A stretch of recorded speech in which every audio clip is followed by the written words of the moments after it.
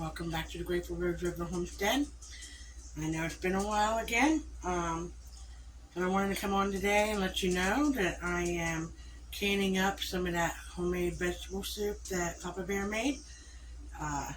If you didn't see that video, it was one of the most recent ones that was posted, so check it out. I still have a big pot right here. Took some out for dinner tonight and still have a really big pot.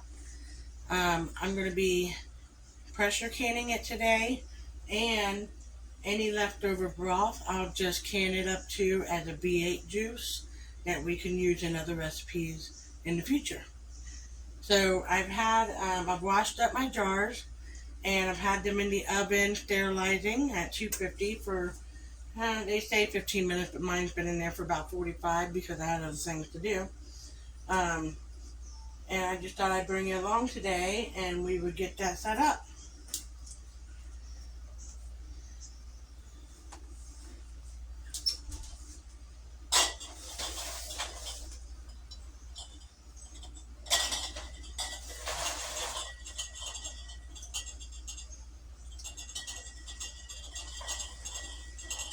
I'm going to be starting with quart jars.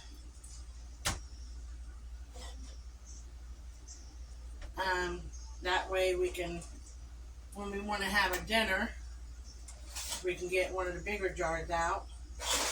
And then, excuse me, if we want to have just an individual lunch, then we will get the pint-sized jars out.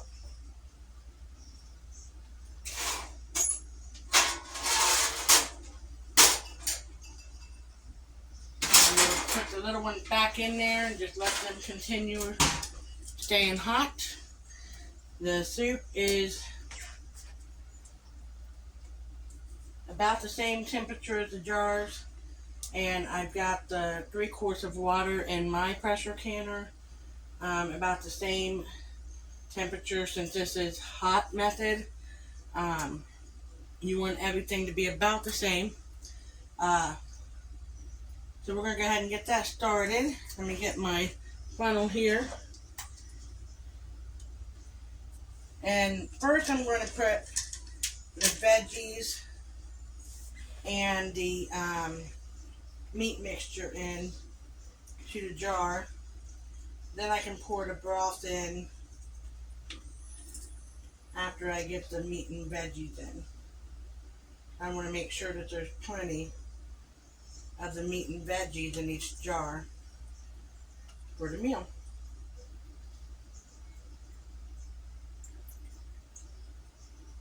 And since this does have meat in it, I'm going to be processing for meat times, and we will talk more about that here after we get the jars filled.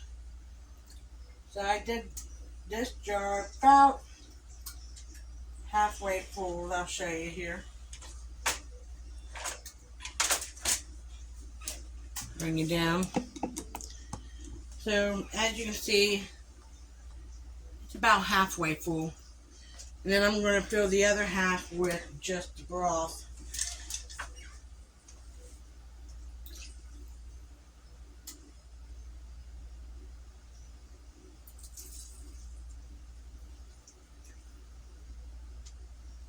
And if a little bit more veggies get in there, that's okay too.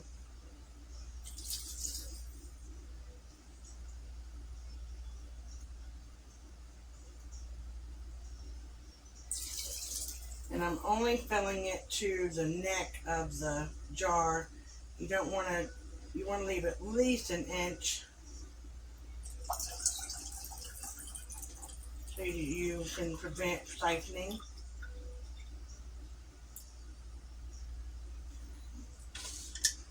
Then I'm going to, just 1 second here.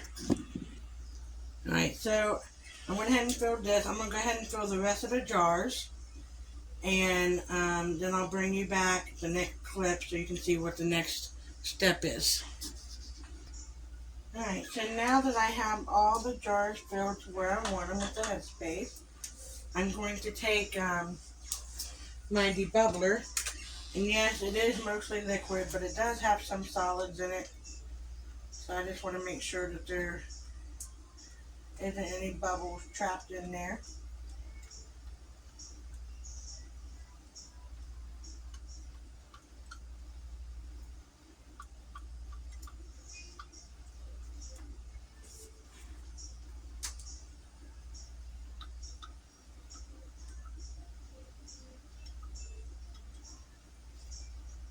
Alright, and now I have my white vinegar over here in a clean rag. And I'm just going to go around and wipe the rims really good. Excuse me. In case any of that juice or anything got on the rim, we don't want to prevent a false seal or fail seal. I do have Tattler lids, but I decided for today that we're just going to use the regular ball lids. I don't have the best rate with the Tattler lids. I don't know if it's me or if they just don't all seal. Usually if I do one batch, I have at least one that doesn't seal. At least with these ones with the ball regular metal lids, I usually don't have too much of a problem. We're just doing finger tight on these lids, just enough to close it up. I did put vinegar in my pressure canner here because it leaves like a film if you don't on your jars, and they're just not as pretty. It doesn't hurt anything, but they're just not as pretty.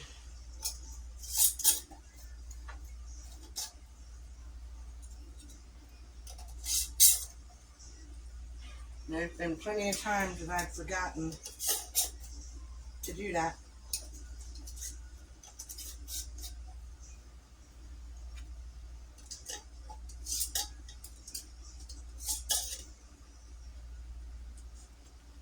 So I got all the lids on there. We're going to go ahead and transfer them into the pressure cooker, or pressure canner, pardon my language there. Make sure that you're following your pressure canner's instructions. A lot of them are different. Mine is a Presto. I'm pretty sure I can get 7 quarts in here. And for my area, it's 10 pound pressure. And for quart-sized jars, which that's for everyone, quart-sized jars with meat is 90 minutes. Then when I do my pints, the pints will be for 75 minutes. I'll find my little arrow here. There it is.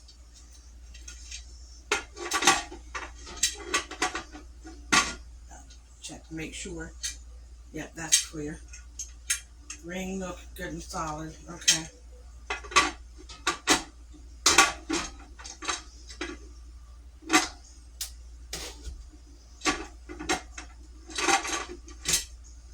Make sure it's good and tight. And turn this up so it can start. It'll start venting. When that does, then we'll be able to put our weight on. And that's it for right now. But don't go nowhere. I'll show you the rest here in just a second. While we're waiting on the canning to come up to pressure, I wanted to bring you along and show you I potted my tomato plants. You saw in that one video a while back. And they're getting really big. Then we also have down here is Got our jalapenos in it, and our orange and red bell peppers, some cherry tomatoes. Over here we have some more Kentucky tomatoes, mortgage lifters. These are the Tabasco peppers right here. And then over here we have basil growing, wonder bell peppers. We've got celery going. A lot of the herbs and things that are going on now. We did get the broccoli. Let me bring you down here. But we got the broccoli, the cabbage, the onions, spinach, parsley. Trying to think of everything that's out there. Carrots. All kinds of goodies. I did notice that the onions are now popping up. They're like that tall out of the ground, so that's good. The parsley's doing well. Potatoes, that was it. They haven't came up yet. I don't know. We're going to keep watching them and see how that goes. The broccoli and the cabbage are starting to come through. So that was kind of interesting, seeing, because this is all new raw land that has never been gardened in. So for some of you that are experienced gardeners, you already know this. Usually a first year's garden, especially in raw land like we have, doesn't do as well as an established garden. So, we're just happy with what we can get this year. And then when the garden season is over, we can amend the garden, cover it with compost, and then lay a cover over it so that by next year we'll have a little bit more build up into the garden, and it should do a little bit better, hopefully. And then the year after we'll just continue doing that. You've seen that Papa Bear had tilled.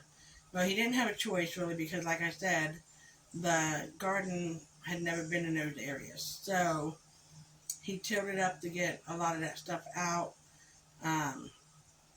But our goal is to do kind of like what they say, lasagna gardening, or back to the Eden gardening, where you don't have no till garden basically. And so that's our goal. But I just wanted to update you on that so that you know what's going on. Maybe one next video I could take you out there and show you. The chicks are doing well. They're about 6 inches, 8 inches tall. They're being acclimated outside. If you watched the previous video with Papa Bear, you probably saw that.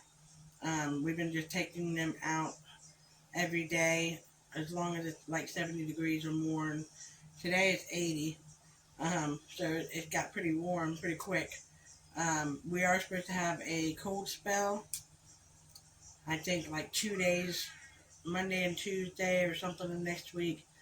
So I probably won't take the chicks out those days. They are mostly feathered out, but they do have a little bit of down on their neck, so I don't want to chance taking them out without being fully feathered and taking a chance of them getting sick or something. They're doing really, really well. I also want to talk to you about, as you see, you're probably asking, why is she canning vegetable soup when we're getting ready to go in the summer? Well, we eat soup all year long. I especially like it in the fall and the winter, but we do eat it all year long. And we are firm believers of always having a staple pantry. And we ran out of vegetable soup. I try not to do that, but when I'm working away from the farm or the homestead, whatever you want to call it, and Papa Bear is out trying to get the outside tackled, because springtime's here, we got to make sure that the weeds are getting tackled, and getting things prepared for the warmer weather. You just kind of fall behind on some things. So I really wanted to get that done today, and I asked Papa Bear to make his vegetable soup, and so I can can it up, because we ate the last jar, and I don't like doing that. I like to keep my pantry stocked, and think time just gets away from us. So what I wanted to tell you, you all that are watching and viewing us, um, go that extra 1% every day. Even if you don't feel like it, if you're tired, you're working a lot. I know, I get it. But do that 1% for your family and yourself. I know that, this isn't no doom and gloom channel or anything like that. But with the way that things are going on in this world, that 1% can mean a big difference. And every day I just myself try to do 1% more. And if I can do 10% more, I do 10% more. But at least 1%. And I have gotten my daughter on board with this. I watch a channel called Appalachian Homestead by Patera. And I just adore her. She tells you straightforward how it is. But she did like a challenge to buy 5 cans a week, or preserve 5 cans a week, or whatever you may do. Put 5 things in your pantry that you can put back for hard time. And that's not just, war or anything like that, but natural disasters, tornadoes, hurricanes. You could have a severe drought, and your garden just is gone. But if you've been preserving, or you've been buying and building up your pantry, then it might not be what you've grown, but you'll still have food for your family. And that's really important, because you don't want your children to go hungry. You don't want, your family to go hungry. Um, that's just what we've been trying to do. Like I said, every day we find something else that we can do to sustain our lifestyle, whether that's fermenting foods, whether that's dehydrating herbs, whether that's canning up vegetable soup, or canning up meats, or canning carrots, or working the garden, or tending to your chicken flock, um, your rabbitry. That's another thing with our rabbitry. We're really struggling with our rabbitry. They're not breeding as they should be. Um, you know, we're first time rabbit owners. We do have to put a nest box out for doe 1 on the 19th. She's supposed to deliver on the 21st. We'll give her a week after. If not, then we're going to have to start really considering replenishing our rabbit breeders, because you don't want to be feeding animals that's not putting back to you in your homestead. Yes, they can be meat. Yes, you can use their manure. But the whole purpose of us doing this was to breed the rabbits we have, so that we can have a more sustainable lifestyle and sustainable meat on the homestead. Now, we did get the chestnut New Zealand.